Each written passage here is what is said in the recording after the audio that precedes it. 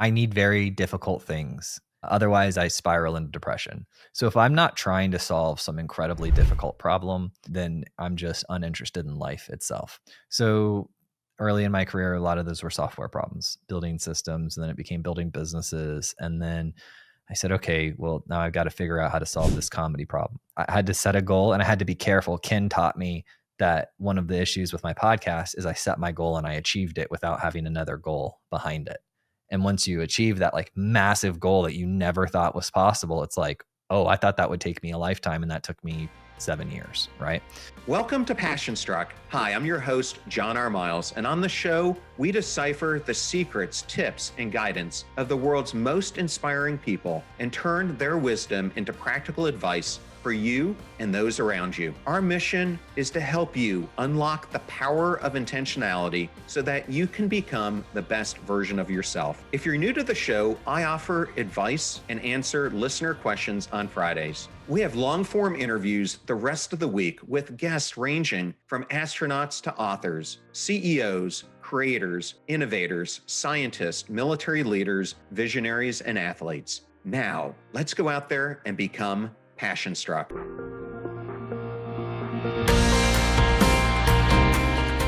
Joel, man, I am so glad to see you today. How's it been going? Dude, life is good. I cannot complain. Audience, Joel Beasley and I met 7 or 8 years ago. At the time, he was living in Sarasota. I was in St. Pete working for a company called Bold Business.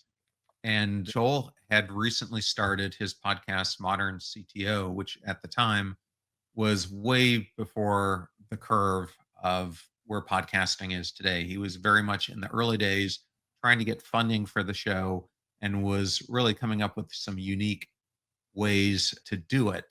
Man, it's hard to imagine looking back how far you've come in relatively such a short period of time. Yeah, it's been a wild journey. We started with this model. When I met you, we were taking the model of licensing interviews for education technology companies. That all went away during COVID because everybody cut their budgets for that type of content. And then, or at least all of our customers did. And that's when we transitioned into a sponsorship model where we started taking sponsors for the shows, and that's worked out pretty well. So, is it true you started coding when you were like 13 years old? My father is a software engineer. He came out of the Air Force. They were responsible, his team was responsible for putting the first GPS system into the stealth bomber. And so he learned both hardware and software in the Air Force through that project. Came out, did a bunch of projects in the late 80s, early 90s, everything from hotels getting their first scan card systems to CPAs getting their first computer systems. And so he would go around, do all these consulting type projects and would bring me along with him. And he started giving me small tasks to do. And as an adult now with 3 kids, I realized he was just trying to keep me busy so he could get his work done. But it turns out I like doing these small tasks, and that went into software engineering for me. Man. And you actually had a pretty large close, like 7 figures when you were really young. Yeah. So in 18, I did back to back a couple softwares from real estate to fitness to finance. And that got me, I had maybe 3 exits between 18 and 25 in those categories. So when we originally met, I was intrigued about Modern CTO because my whole background was in technology in that same field, interacting with a lot of the peers that you were interviewing. But you had not been one of those in a Fortune 50 company before. So what made you choose that vertical? The way I got into it was because I had those successful building the engineering teams and selling or growing the company. People started coming to me and they said, "Hey, we're looking to fund this company. We're going to inject a bunch of capital. We're going to scale their engineering team. These founders have never scaled beyond 2 or 3 people. You have. And would you talk with them?" And so I said, okay. So then just word got around socially. I had these conversations and it was really cool at first, but then it became very repetitive. So I said, I need to write a book or a blog or something so I can just send them the information or at least give it to them after the conversation. And I did. And then before I published the book, I started saying, oh, what's going to happen on Amazon? Am I going to get ripped apart if I publish this? I don't have 20 years, 30 years of experience at the time. And so I started sending copies out to CTOs that had larger teams than I had ever had. And I was like, hey, does this hold up at scale? And all of these things. And those conversations were so fun that my wife was like, hey, you should turn this into a podcast. And I said, well, what's a podcast? And that's when I learned what the podcast was. Oddly enough, before I was recording the conversations, and I had an email newsletter chain thing that with a couple close friends, and I would just send it to that group and just WAV files. And then they're like, you got to do a podcast. And I said, oh, okay. When I was at Bold Business, I had this crazy idea to start this thing called the Bold Leader Spotlight. And the guy I was working for really didn't know if it was going to work or not. And I promise I'm going to tie this into our conversation. But when I started, we didn't have any leaders. And I wanted to get the biggest leaders in the world to highlight them on this Bold Business platform that we were doing. And I went out big and I ended up scoring some really huge names. And it was shocking that what I found was if you did a good job with them, they would just, without you asking, say, "Oh, you need to have Elon Musk on. You need to have Jeff Bezos on. You need to have, let me make an introduction for you." Did you find it was the same thing for you in the CTO world? Yeah. So the first 6 months was me just cold emailing every CTO through data I was purchasing and saying, hey, I'm trying to help the next generation of tech leaders. Would you come on and share lessons that you've learned? And then it got booked up. At the beginning, we were doing 5 episodes a week. It was getting wild. It got so bad, John, that I lost my voice, and my wife pulled me aside and she's like, hey, I was like, I'll learn sign language. She's like, no, I need to be able to talk to my husband after work. And I said, okay, so I'll back it off. So we backed it off to 3 times a week. I found that my voice could withstand that.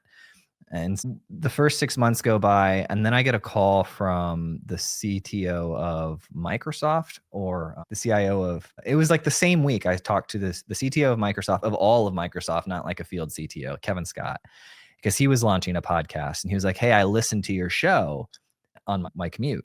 He goes, and I'm launching a podcast and I would love to come on your show to help launch my podcast. And I said, absolutely, for sure. And then Cody, who was the CIO at T-Mobile, he retired since then, but he came on the same week as Kevin. And then it was like within 2 or 3 weeks, we were booked up 6 months in advance because everybody heard those guys and they're like, now I want to come on. And so from there, it was just like, it switched the dynamic from us having to reach out to people reaching out to us. We still do outreach today for topics I'm very specifically interested in, but we get, I don't know, 5, and I'm sure you do too. You probably get more because you have a way larger audience than the CTO audience, but we get like 5 people a day that reach out and want to come on the show. Yeah, man, it's crazy. Right now, you and I are recording this in August. I'm already booking for March and April next year because we're just so darn busy. And that's with me probably turning down 9 out of every 10 people I'm getting because I like trying to go out and search for the people I want on the show. Although it's hard to turn down some of the great authors that are releasing books as well. But yeah, it's a real challenge. I've often thought about doing more shows because that's why I went to 3 episodes a week, because I just couldn't keep up with the demand. And all of a sudden I was sitting on a backlog of like 40 interviews and I couldn't get them out, and I was never going to get them out. There's at least 200 unreleased episodes of Modern CTO from the early days. Now I feel really good that you released my episode. Yeah, no, you're great. I've liked you since right when we met you and we were talking about your experience at Dell and all of that. I was like, I went home. I remember that day I went home to my wife. I was like, these guys are really cool.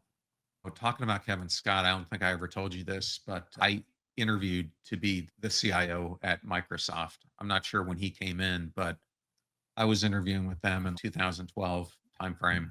Man, that was a brutal interview process for 2 reasons. One, similar to Dell, they put you through 5 or 6 rounds of interviews. And the second aspect of it was, at the time, none of those senior leaders were happy. There was so much infighting, unfortunately, back in the day that there was no way I was going to take that job. He came in through the LinkedIn acquisition is what he told me. So I Wow. think he was an executive at LinkedIn, and then when they bought them, that's how he came in. The time to join was when Satya took over, and Yeah. he was the last person I interviewed with, and he was like, "John, just things are gonna change, just give it time." I don't think I would have lasted the 3 or 4 years between him But he saying did that. though. You got to give that guy credit. Well, he completely turned it around. So, if you think back to the time when we first met, when you started this, what's one thing about you that's completely changed, and what's one thing that's stayed the same? Oh man. One thing that has completely changed is the beard. Well, yes, dude, The that beard, is yeah. absolutely true. That the thing that stayed the same, or maybe it's even it let's go with, just the ability not to give up, like, the persistence. I've always been pretty steady on persistence, and I think that came from early childhood slash DNA. Maybe it's just built in, but I'm not a give up type person. Well, did you ever imagine that the podcast would become the number one tech leadership show in the world when you No, started it? absolutely not. What I thought would happen when I like the origin of it is I was going to do this, and my financial excuse, because I put in like 250K of my own cash, and that was all the money we had. And we had just, our first child was just being born. And so it was a very risky thing. I realized I could always fall back on software or something if it didn't work out. But I thought it would help me get a job at like Uber or Airbnb, like one of the big tech companies. I thought the relationships would help me get a senior leadership position, because I was good enough to CTO a company with like 50 engineers, but I wanted to get that experience of being like VP of engineer and having me like 1,000 engineers under me, something like that. And so I thought the relationships from the podcast would help me achieve that. I didn't realize the podcast itself would become the thing. I never thought my podcast was going to come the thing either. The only reason I really started it was I wanted to write a book, which I did, Passion Struck. But at the time, I was going to all these agents, and no one would represent me because they're like, you don't have a platform. And anyone who does books today realizes I'm not even sure the publishers care what's in the book. All they really care about is your ability to market it. So that's been a little bit disturbing for me, that the quality of the content isn't what's driving this. It's more how many followers you have and those things to get the book out, which is why the hybrid publishing, self-publishing is becoming more and more attractive for so many people. But the agent said, you need to speak. You need to see if your message is even going to resonate. And at the time, it was COVID, so I couldn't speak on stages. Can't see anyone if you're speaking virtually. So I'm like, I'll start a podcast. And I have had a lot of fun guests on the show. And similar to you, I've interviewed everything from CEOs to technology people to astronauts. And a lot of people ask me, do you have a favorite conversation? But what I wanted to ask you is, do you have a guest who surprised you the most, and possibly why? Okay, a guess that surprised me the most. Like, you went into it thinking one thing and then they blew you away. I had a conversation yesterday with this guy, Kevin Tracy, Dr. Kevin Tracy. I was interested about interviewing him because we were talking about the vagus nerve, which the more you find out about this thing, the more you realize how much influence it has. But he's been working on this for 20 years. And recently, this group he's partnered with became the first FDA approved device that can basically eliminate rheumatoid arthritis symptoms. And as we dove into it, the implications of this, of how this could potentially solve chronic inflammation for so many people, which could help in other areas of their life, was just mind boggling to me. So that was a surprise. Yeah, surprise. I would say, okay, one surprise was John Lennox. He's a Christian apologist, but he's also a professor of AI at Oxford. And he came on, my team had found him through my interest in wanting to talk about AI. And this was maybe 3 or 4 years ago, before the chat GPTs. And we looked up authors that were successful and read some of their books, and we invited John Lennox on. And then I'd say like halfway through the conversation, he mentioned something about God, and he's like, "You don't want to talk about that." And I was like, "Well, I do want to talk about it." So we ended up having this really interesting conversation about the intersection of like faith and AI and all of that.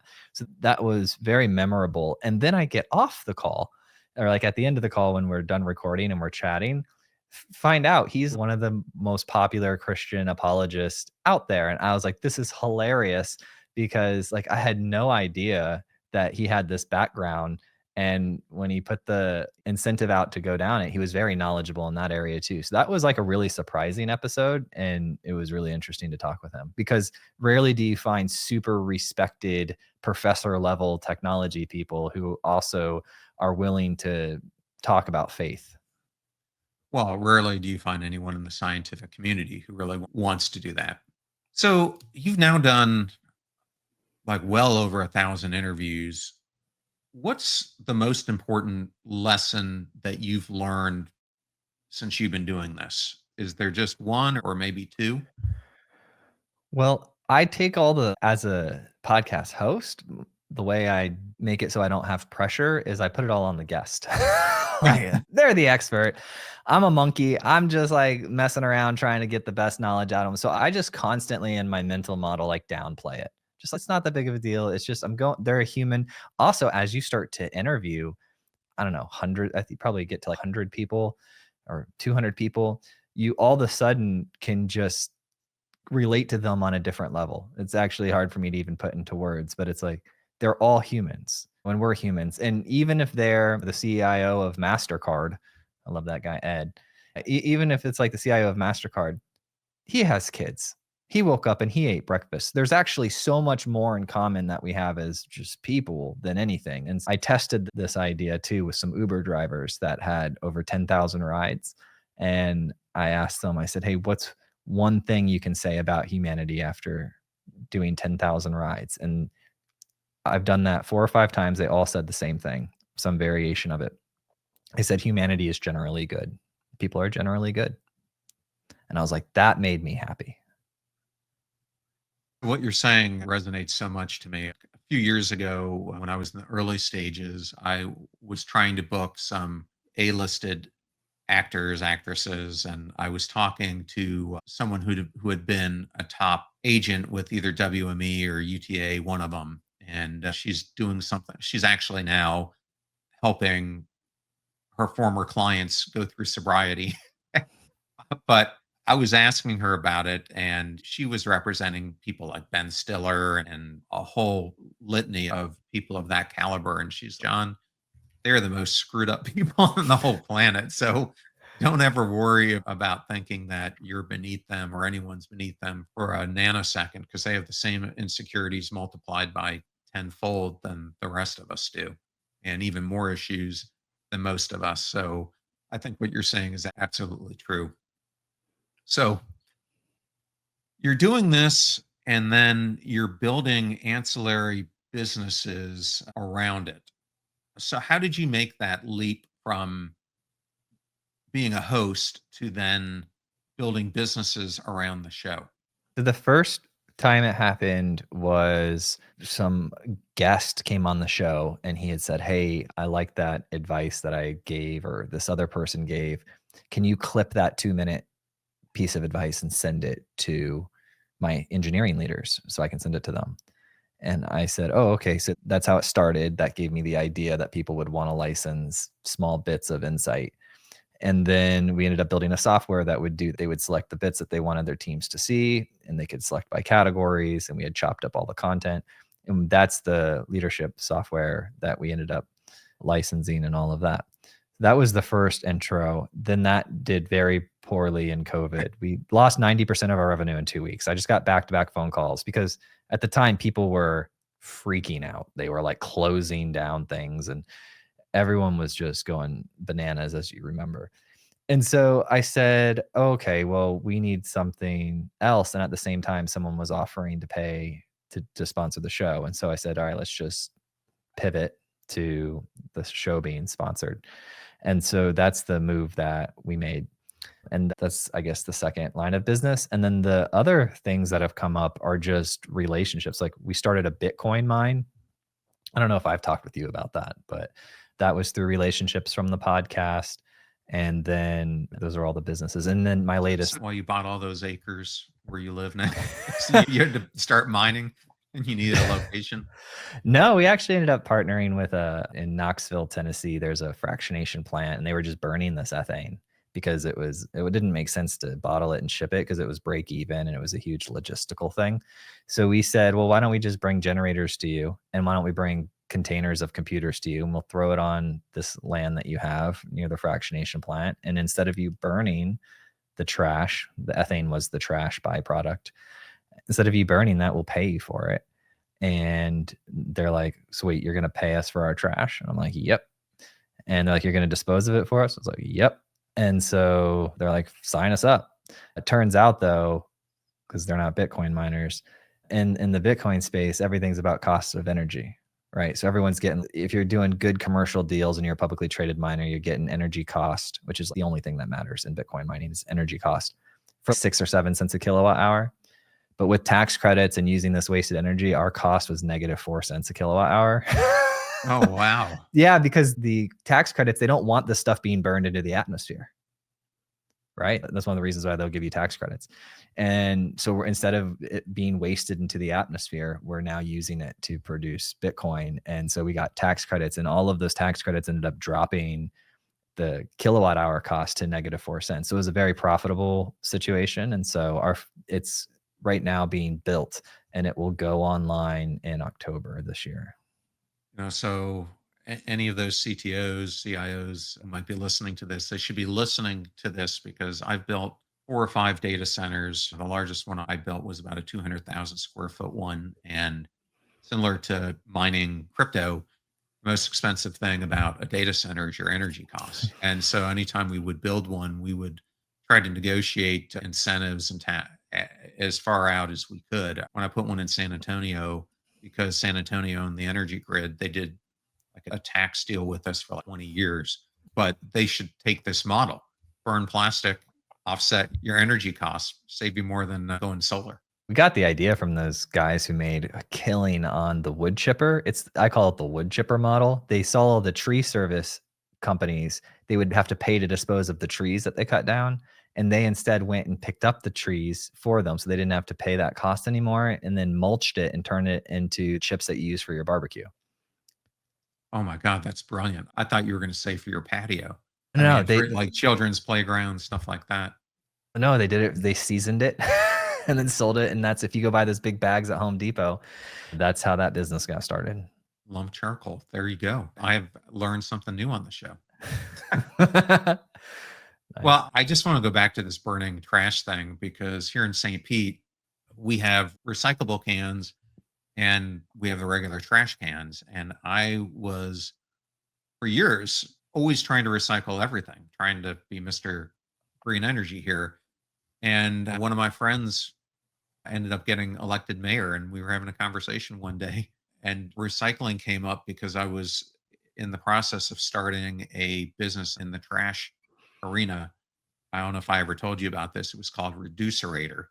And we get into talking, and he's, when you pass on 275, you see all this recyclable stuff off the side of the road.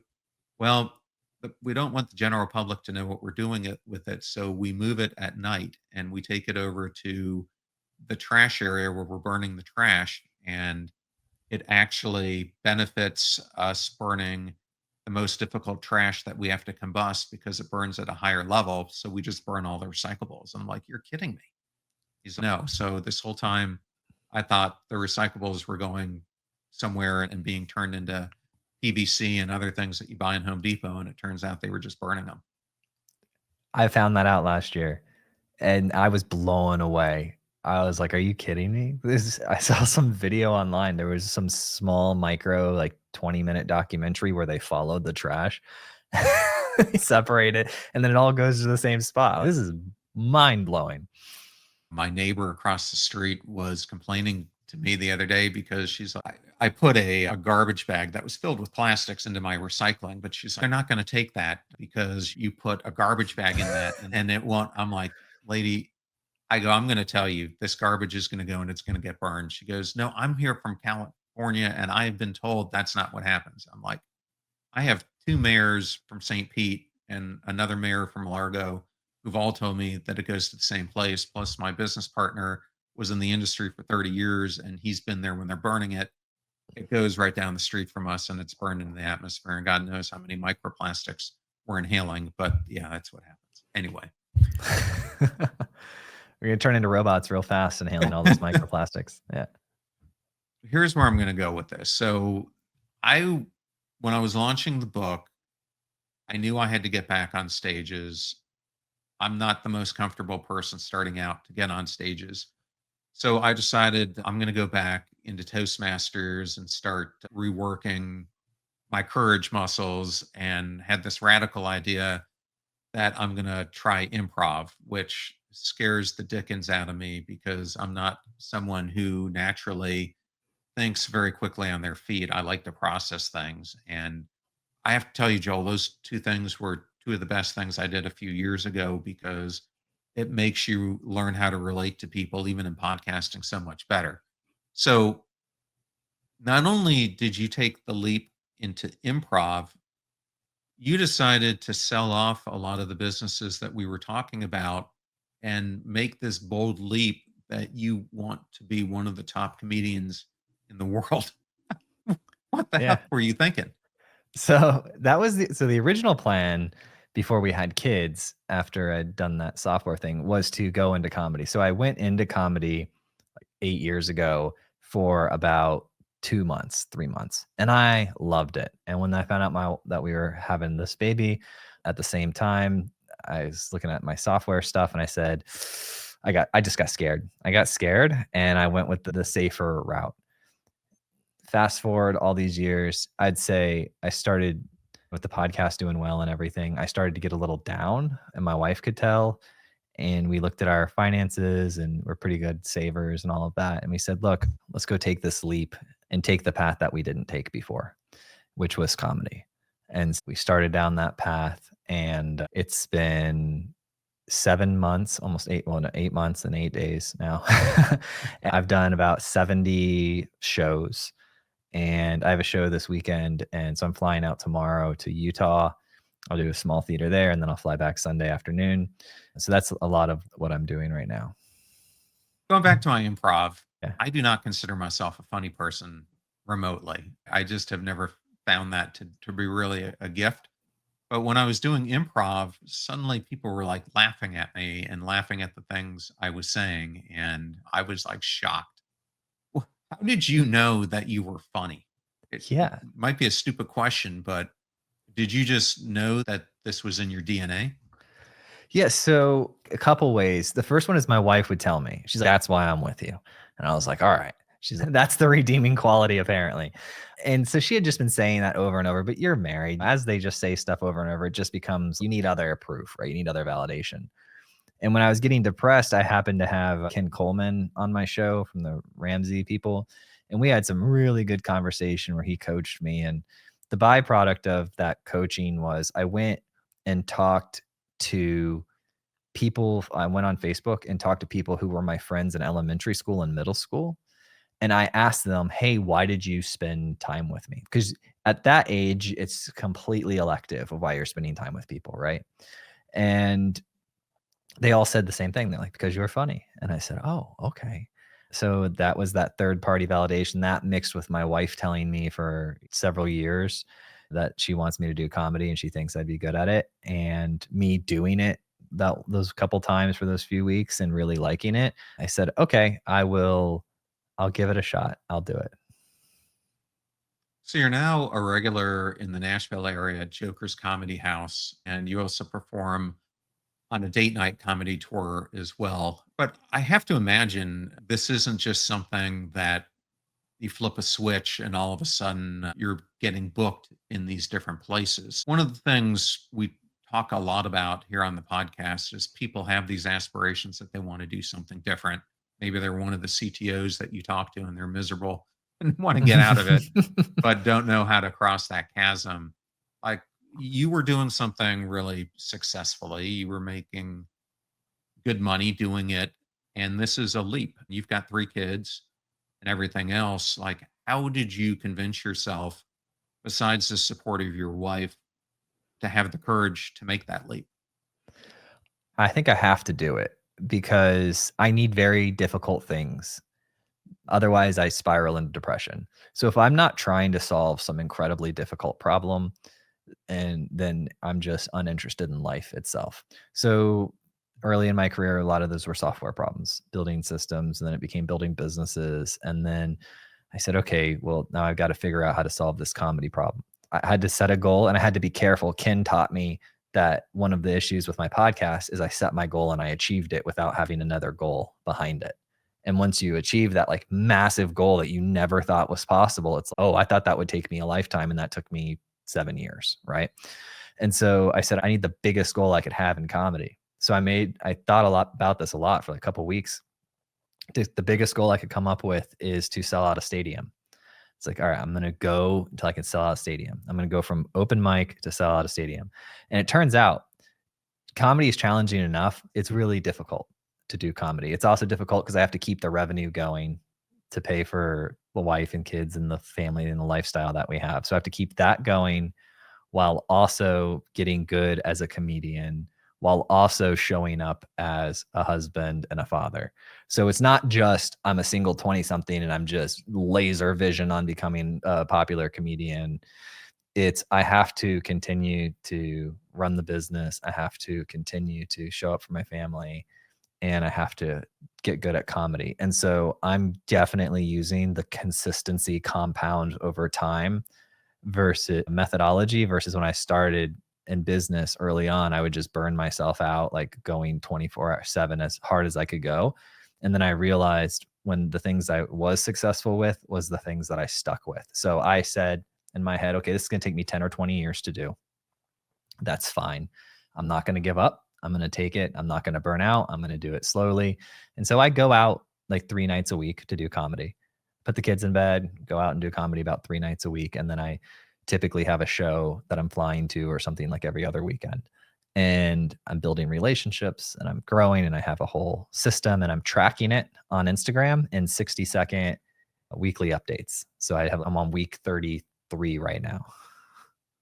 Something interesting that you might want to think about, and maybe you've already thought about it, but the show School of Greatness, Lewis Howes. Yeah. Yeah. So Lewis, I'm not sure how he's doing it because I think he's got a kid on the way and he just got married, but he's decided to, in his early 40s, try out again for the Olympic team. And so he's started a new podcast where he's profiling this journey that he's going through to do it. It could be an interesting idea for you to start Yeah. a podcast about your journey. Yeah, you're reading my mind. That was actually the notes I was making in my Evernote last night. I was like, do I just do the podcast as the 60-second updates, or do once a month, do I review all the past 4 weeks, or do I do it quarterly? So I'm going to go check out how Mr. Howells is doing it to see if I can get some inspiration. So, are there skills from podcasting or your tech background that unexpectedly helped you on stage? Oh, for sure. Absolutely. So the first one is that I'm just completely comfortable with the fact that I might mess up. I'm just totally okay with that. The second thing is while I'm okay with messing stuff up, but also I've spoken so much. And through the podcast, I've gotten so many opportunities to speak on stages about the podcast or about what I'm learning from the people who've come on the podcast that now I've spoken to thousands of people like in the room on stage. Like I've spoken to more people in a room as a tech speaker than I have as a comedian. So my largest tech speaker thing is 5,000 people in a room. My largest comedy has been 400 people in a small theater. So as far as being on stage, like other comedians that have been in there longer, they've come up to like, you've only been doing this 7 months. How are you so comfortable on stage? How do you speak so clearly? And I said, well, this is what I do during the day. When I was 19 or 20, I had this group of friends from high school that We would get together. One of us would get blindfolded. We'd put a map of the United States on the wall and we would throw a dart at it. And wherever it hit, we would do a trip. And this one year, it happened to luckily land on New Orleans. So we take this trip to New Orleans and we're over by Tulane in this just college bar that's there. And we were playing chess and just goofing off. It's like 2 or 3 o'clock in the afternoon. And all of a sudden, this guy in dregs walks up to the bartender and has a 4 or 5 minute conversation with them. Next thing we know, that they're setting up on the stage inside this bar and then start playing. And lo and behold, it was UB40. And I guess they had a gig coming up in New Orleans and needed a practice session. Fast forward a couple of years ago, I hear on the radio that the Killers are doing a practice show in front of 100 fans in Tampa, limited seats. They're going on sale in like the next hour. And they played at the Orpheum. The next day, they opened up their tour at the amphitheater.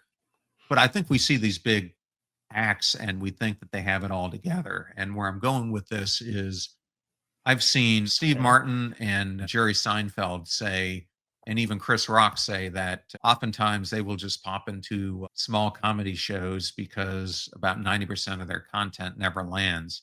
So they go in there just to test the content. Where I'm going with this is we see these people on stage and we think it's so easy. I saw this thing on Steve Martin where it said it like took him 12 years to become the person that he is. How difficult have you found it to come up with material? And I heard Jerry Seinfeld say that he writes a joke daily and just so he can keep up with trying to come up with the new content. How do you go about doing it? So I actually took Steve Martin's class. He has a comedy class on Masterclass. And I've also listened to that interview with Seinfeld. And those things hold true. So it's just a ratio game, right? So if 90% of the content you write doesn't land, then you just need to write a lot, right? That's what they do. They're professionals. They're writing. It takes a lot of work to come up with one solid minute of stage timed comedy. And so for me, I'm at 20 minutes and I am 7 months in. I'm at like 20 acceptable minutes. I'd say 13 of them are like just back to back, do well. But all in all, 20 minutes currently. And to do that, I've written 10 times that. And I've just got on stage and said things and people not laughed. And so what I do is I just record every single set that I do. I learned this from one of Joe Rogan's interviews. I record every set that I do and I watch back and I note the laughs. And I'm unemotional about it. I just say, okay, this is where people laugh. They liked this, they didn't like that. And then I just do it. And then I just slowly build the set and I track every performance I do. I review footage and I make notes and I have it all in a spreadsheet. And then I know what jokes work and then I adjust my set accordingly and I move forward. And so that's all you really can do is just work the system that these brilliant people who are household names like Martin and Seinfeld, they go out there and they tell you, they say, this is the system. And they're pretty simple systems, right? Every day, go out, record yourself, listen back to it, note where people laugh, repeat. And it's boring. It's just like a business, John. Really, just like podcasting. It's boring. Look, you want your McDonald's. I hate using McDonald's. I got to find another analogy. You want your Burger King to be like consistent when you're on your road trip in college, no matter where you are. You want that consistent. You want that crappy burger to taste good. You do. And the only way to do that is really stable, solid systems. And so it's the unsexy truth about doing anything great is you need some really solid systems in place that are consistent and stable. And then you just have to wake up and manufacture the desire to operate the systems consistently over time. Well, isn't it the same thing with parenting, honestly? Yes. Yeah. You just got to do it. In your acts, you talk a lot about marriage, parenting, relationships. How do you take like such deeply personal stories and make them land with the universal audience? Like I was listening to one of your acts and you have one of your children has Down syndrome. And I heard you talking about that in a routine. Like, how do you bring those things and feel comfortable bringing those things to an audience? So it's in alignment with my goals, right? My goal is to do all of this while being a strong husband and a father to the kids. And one of my ways of dealing with that is by making them a part of the act. And so that's what I have found to be really useful for me. Also, they come and watch it and they love it. A couple rules I have: I don't necessarily run around and blast from the rooftops that I'm a clean comedian, but I am. But my level of clean, everyone has a different level of clean. My level of clean is very subjective. It's would I, It's subjectively clean. yeah, it's subjectively clean. It's TV clean for sure. Church clean, I get mixed audience. If the church is too saved, they're too holy, it doesn't work. When we got some sinners in the house, they'll like it. But my bar, the reason why I went into this is because I love comedy. One of the reasons, and I love comedy, and I can't watch, like, while Joe Rogan's one of my favorite comics because I think he does this really interesting intellectual thing, I'm not going to put him on in front of my kids because of the words he uses, and my kids are really young, and I've always thought it's really trashy when you hear a 7-year-old drop an F-bomb. So I've always been like, I'm going to keep them away from that. I'm not going to do that. And so my bar is, would I be okay with my kids watching this? If I'm making this for me, for other me's out there. And if those other me's like can flip on Netflix and hit play and watch it in front of their kids, that's the win. So there's not enough people doing that. And it's actually the niche I thought, similar to the CTO niche, there wasn't really people doing it. And there's a handful of people that are really great at it. Nate Bargatze is one of them. John Christ is and there's some really great clean comics out there. But I didn't think there were enough. So I said, I'm going to add myself to that roster. I want to go back to learnable takeaways for the audience. What you're going into is a really difficult thing based on a lot of interviews that I've heard with comedians who have struggled and struggled before they broke through it. But what you're going through is not any different from anyone who's trying to pick up a new skill set or try to start something different in their life, which could be sobriety, or it could be trying to make a major life change, not just a career change. Like when you are meeting the enormous resistance that you're getting at time and facing failures, what's your advice for people who are listening on how you work through that?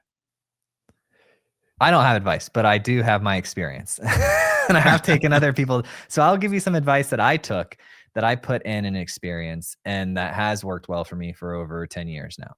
So that advice was, decide that you're going to do it, whether you're successful or not, until you die. So when I make that decision, I did that with the podcast. And I think that's why like if people ask me why the podcast is successful, not my interview skills, not the guest or anything. It was because when I went into it, I sat down, I did that really lame thing where you look at yourself in the mirror and talk to yourself. And I made this decision that I'm going to podcast consistently, and I'm going to do this. And even if it's not successful financially, even if it takes me 20 years, or I'm like the KFC guy and I pop off like in my 70s, I'm going to do this. And the way, my justification for it is, when I am on my deathbed and I am looking back on my life, and I have podcasts consistently my entire life, and I still didn't become anybody, I'm okay with that. I will die peacefully. If I am on my deathbed and I look back and I gave up after 2 or 3 years, I will essentially feel like I'm in hell, because I didn't stick with it. I didn't continue. I didn't make this. I broke a promise to myself. Unacceptable. So when I went into it with the podcast, I said, I'm going to do this until I die, whether or not I'm successful.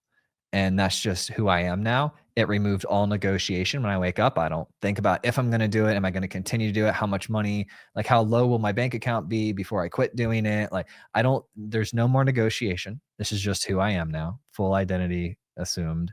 And then I'm very, very careful about ever making another one of those. So I don't have 6 of those going on at once for business stuff. So I thought, literally, my wife and I talked about it for a full 12 months before we said, this is the thing. And I had taken some classes, I had experimented, talked a little bit about, before I decided that I'm going to approach it like this. And so I put a lot of weight into that decision. I wouldn't recommend waiting 12 months to decide. But I don't know, for me, that's just what happened, because comedy is real stupid. Like, that needed 12 months because that was like a real stupid thing. But anyways, that's just what I did. And when I did the podcast thing, it was almost instantly. I heard the advice and I said, I'm doing it. And the next day I did it, and that's who I was. So with the podcast, it was immediate. Once the finances got stable and everything, and I'm just going to try to leap out to do this second dream. Look, it takes a lot, John, to tell life, universe, God, whatever, that you said there would be nothing better in life. You had this dream, you achieved it. And now what? I'm daring to ask for a second dream. So I don't know. That seems like a bit much, but I'm going to do it. And so I put all this thought into it, decided to do it. And now, no matter what happens, if you want to interview me when I'm 70, I'm still going to be a comedian and I'm still going to be a podcaster. I remember when I first started out and I realized that the podcast was making money and that this could be a main thing. And it's interesting because a lot of people, their coaching business or their medical practice is the main thing, and they use the podcasting as a marketing arm for it. But I remember my identity used to be, what do you do for work, John? CIO of Dell. For me, the first time I told someone I'm a professional podcaster, it was almost like a joke I was telling someone, because when you think about how many podcasts there are, the vast majority of them aren't making any money. And if people know that and you tell them you're a professional podcaster, I just felt like I was an imposter. Oh yeah. I have to tell you. I'm unemployed twice. I'm a podcaster and a comedian. And I just let them think that whatever they think. I don't care as much anymore. I used to, because I had a little trouble in my mind transitioning, because if you said software engineer before, that like a lot of clout came along with that. They had all these ideas in their head. And then when you say podcaster, they have all these ideas in their head that aren't as positive as software engineer. But I don't care anymore. I'm just like, it's whatever. So I want to talk about the next chapter for you. You said that you want to eventually sell out a stadium. So I'm thinking yes. Jerry Seinfeld here, or Adam Sandler, someone like that. What are some of the dream comedy gigs that are on your bucket list? Zany's main stage is definitely a really cool one. I haven't gotten to do their main stage. I've gotten to do their secondary stage called the Lab. It's like they're adjoining buildings. So Zany's main stage would be really cool. And then the stadium, I just am laser focused on getting to the stadium. And then I don't care about the venues that much. I know a lot of comedians do. They'll have like specific venues that they want to play. And for whatever reason, maybe I'm just immature in my comedy journey because I'm only 8 months in. But I don't have like dream venues right now. I have comics that I want to perform with, though. If I have dreams, like I want to perform with certain comics. Like I want to perform with John Chris. I want to perform with Nate Bargatze. I want to perform with Aaron Weber. I want to perform with Derek Strope. He was on Jimmy Fallon last week. But there's people that I follow that I like, and I'm like, I would love to be, because almost all the time, it's never just one comedian. It's always like 3 or 4. There's like a host, an opener, a middle, like, and then the actual main act. So they're always traveling in packs. And so those are some of the dream people. If anyone knows how to get me involved with any of those people, joelcomedy.com. All right. Well, and I want to end today with a little bit of a lightning round with you. What's the first stand-up set you've ever saw live? The first stand-up set I ever saw live, I don't remember. It was something at McCurdy's Comedy in Sarasota, Florida, but I don't remember who it was. All right. How about your favorite joke you've ever written? Oh, right now it's a toss between, it's probably the life insurance. I got this life insurance joke about my wife and us getting life insurance. So that's probably the best joke. You can find it on Instagram. What's a tech gadget that you just can't live without? Fitbit, baby. Without a doubt. The best, most positive impact any technology has ever had on my life. Fitbit. Most surprising thing about being a dad? How you can love the kids so much and simultaneously wish they would just go to bed. I love you, but I need you to go away right now. What's one thing comedy taught you about leadership? Nervous or not, like when it's time to do the thing, you just got to do the thing. Like you just, when that stage call and they say, coming to the stage, Joel Beasley or whatever it is, or you got to fire that person. Or, that you get that energy, that pit in your stomach, and just, you can't ignore it. You can't don't put it off. Like, it's just take action when you feel it and move on to the next thing. Yeah. Okay. And the last one, I think a lot of the listeners have seen The Martian. You are Mark Watney. You're stranded on Mars, and you're the first person who's going to be there to colonize it. And you need to set up a structure for the planet. What would be the biggest guiding principle that you would want to give new humanity? Oh, well, I'd be selfish. I would build a stadium and do a set and then die. Oh my gosh. Yeah. Well, man, Joel, it's been great having you. If people want to learn more about the podcast and your comedy work, where's the best place for them to go? Joel Comedy, JOEL comedy.com. Awesome. Well, thank you so much for joining us, man. It's always such a joy to get to talk to you. It was my pleasure. Thank you so much, John.